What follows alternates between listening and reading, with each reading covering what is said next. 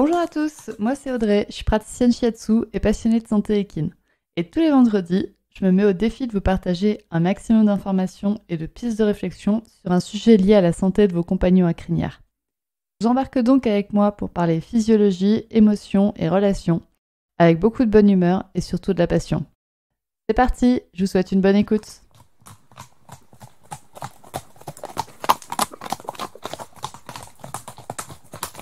Bonjour à tous. Alors ce podcast, il va sortir normalement mi-octobre, donc en plein milieu de l'automne et un petit peu au début de l'hiver. Et qui dit automne et hiver dit aussi saison des castrations. En effet, avec les températures qui sont plus froides, normalement les mouches désertent le campement et on évite donc une source d'infection pour la plaie. Nous voilà donc à un moment de l'année où les poulains d'1 an et demi et les poulains plus âgés se font castrer. Les adultes aussi sont castrés, soit dit en passant. On peut castrer à tout âge, on est bien d'accord. Cependant, les propriétaires et les éleveurs n'attendent pas trop pour castrer en général, parce qu'on connaît la galère pour trouver une pension qui accepte des entiers, surtout si vous souhaitez une vie en troupeau pour votre cheval. On en arrive donc à castrer nos mâles, ce qui est quand même plus facile que de stériliser une jument. Il existe différents types de castration qui dépendent principalement de l'âge de l'animal et donc de l'épaisseur de son anneau inguinal qui va être sectionné durant l'opération. Chez les chevaux de plus de 3 ans ou chez les jeunes qui ont déjà reproduit, cet anneau est plus épais. Donc l'inciser lors de la castration, ça implique plus de risques d'éventration et d'hémorragie. Dans ces cas-là, la castration se fait en clinique avec une équipe vétérinaire qui est plus importante et sous anesthésie générale.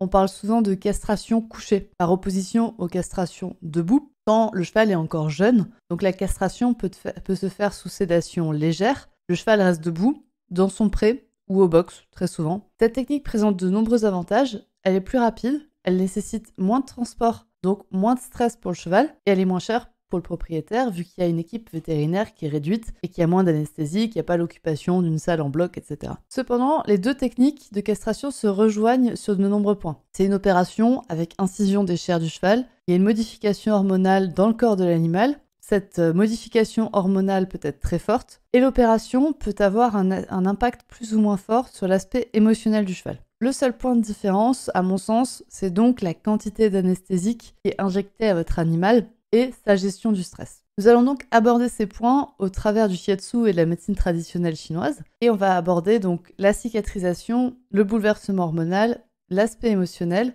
avec une petite variante sur l'anesthésie selon le type de castration. On va voir comment sont analysés ces différents points au travers des lunettes de la médecine traditionnelle chinoise. Je vous préviens en avance, pour tout ce qui est lié à l'aspect vétérinaire et post-opératoire, c'est vraiment à discuter avec votre vétérinaire, que selon l'opération, selon le vétérinaire, les suites, selon le cheval aussi, les suites post-opératoires ne sont pas du tout les mêmes. Donc selon ce que votre vétérinaire dit, vous l'écoutez.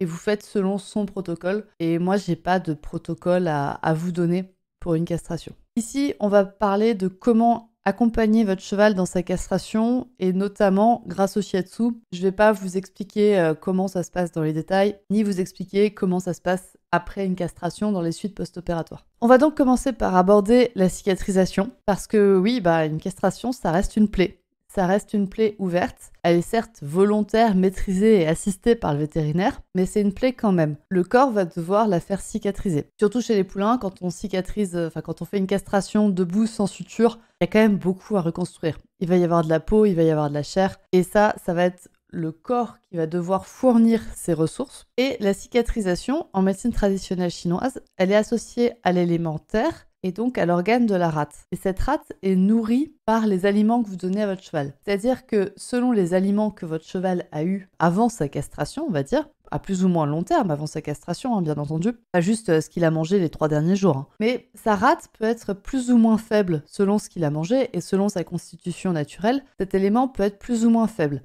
Et en plus, la cicatrisation va venir puiser de l'énergie dans le méridien de la rate. Et donc, si votre cheval a une rate qui est un petit peu faible, un élément terre qui est un petit peu faible, la cicatrisation peut mal se dérouler. Peut être plus lente que prévu, ou au contraire, plus rapide que prévu, ce qui n'est pas forcément un bon cas. Parce qu'une cicatrisation plus rapide que prévu, ça peut causer des abcès qui vont être au niveau de la cicatrice, qui vont à un moment donné s'ouvrir, qui vont s'infecter, qui vont s'ouvrir. Et donc, c'est la catastrophe, il faut recommencer la cicatrisation. En travaillant en shiatsu sur l'élément de la terre et sur le méridien notamment de la rate, on va pouvoir aider votre cheval à mieux cicatriser, à cicatriser correctement, à faire peut-être aussi moins d'adhérence parce que la cicatrisation se sera déroulée le plus naturellement possible et le plus sainement possible. Et en plus de ça, l'élément terre est aussi lié à la circulation de la lymphe et à la circulation des liquides et à faire, on va dire, remonter les liquides dans le corps. Et quand la lymphe ne remonte pas dans le corps, on va avoir des œdèmes de fourreau. On va avoir des œdèmes de fourreau, donc le fourreau du cheval qui va enfler, va devenir chaud. Et donc on peut limiter ces apparitions d'œdèmes avec une séance de shiatsu. Donc on a parlé de la cicatrisation,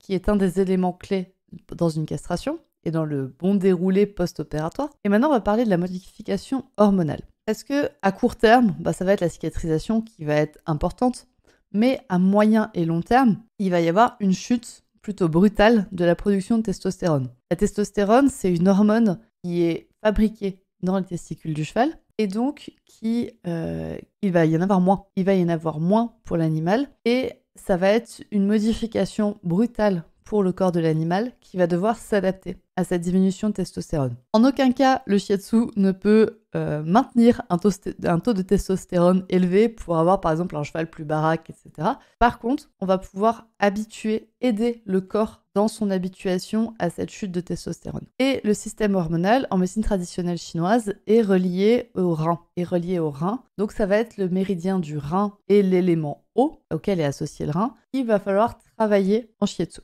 Et donc en travaillant ça, on va pouvoir aider le corps à prendre le relais progressivement, à diminuer le taux de testostérone, on va dire le plus fluidement possible, le plus souplement possible, sans qu'il y ait une grosse chute et que le corps n'arrive pas à gérer. Un autre point qui est géré par l'élément eau et par le rein, c'est la gestion de la douleur. Donc on sait que les chevaux ont une sensibilité différente à la douleur de celle des humains. Cependant, ça reste une opération. Même si elle a été faite sous anesthésie, quand le cheval va se réveiller, ça va faire mal. Et des fois, ça arrive aussi que l'anesthésie, surtout quand on castre debout, que l'anesthésie soit pas suffisante ou ne dure pas assez longtemps pour le temps de l'opération. Donc, le cheval a forcément une douleur, même s'il vous la montre peut-être moins, mais il va y avoir des douleurs et il va y avoir une douleur à gérer. Et là encore, donc c'est le rein qui est en charge de cette gestion de la douleur et c'est un point sur lequel on va pouvoir jouer en shiatsu. Pareil, on va pas pouvoir éliminer toutes les douleurs. Par contre, le shiatsu va sécréter,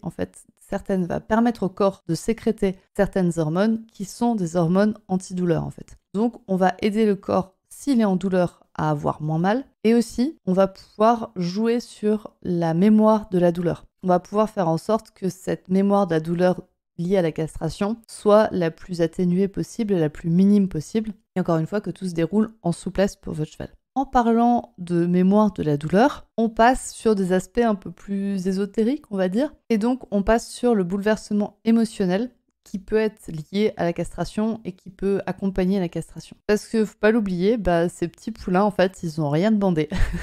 Ils étaient tranquillement dans leur pré en train de grandir. Ils n'étaient pas au courant de ce qui allait se passer. Et d'un coup, on est venu, on les a cherchés et on leur coupe leur coucougnette. Voilà. Donc, ils se rendent pas compte de ce qui se passe et pourtant, ils doivent y faire face. Pour certains, ce changement va vraiment se passer comme une lettre à la poste. Il va passer très inaperçu. Il y a des chevaux qui sont, on va dire, pas très attachés à leurs organes. Et pour eux, ça va se passer plus fluidement que pour d'autres.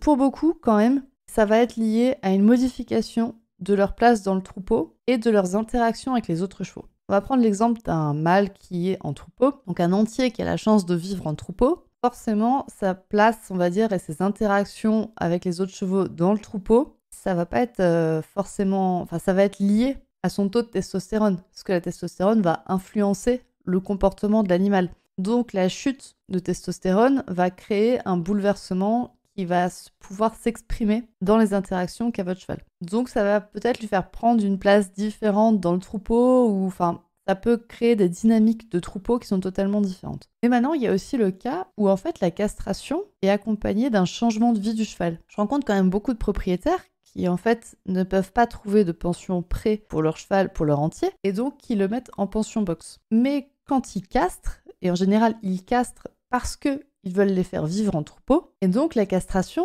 va être accompagnée à moyen terme d'une vie en troupeau, pour un cheval qui aura vécu toujours en box ou en box paddock, mais pas avec des contacts directs avec les autres chevaux. Et là, ça va être aussi compliqué pour votre cheval d'apprendre à interagir avec les autres chevaux, et on peut aider les chevaux à mieux interagir avec les autres, à être plus souple, à lever certains blocages émotionnels pour leur permettre de mieux s'exprimer. Tout ça, on peut le faire grâce au shiatsu. Donc, dans tous les cas, il y a un accompagnement émotionnel de la castration qui peut faire du bien pour l'animal. Et donc, on va pouvoir jouer dessus en shiatsu ou en kinésiologie, par exemple. Donc, si vous avez l'occasion, on va dire, de faire castrer votre cheval, pensez vraiment au shiatsu comme accompagnement. 1 ou 2 séances des séances par exemple pour préparer la castration, ça peut se faire si votre cheval est par exemple, s'il a déjà des problèmes d'alimentation, des problèmes de rate, s'il est déjà maigre, une séance de shiatsu, ça va pouvoir l'aider peut-être à prendre de la masse et à avoir une rate qui est plus dynamique et donc qui va mieux cicatriser. Mais on peut aussi faire des séances après castration pour aider justement à la gestion de la douleur, la modification hormonale, etc.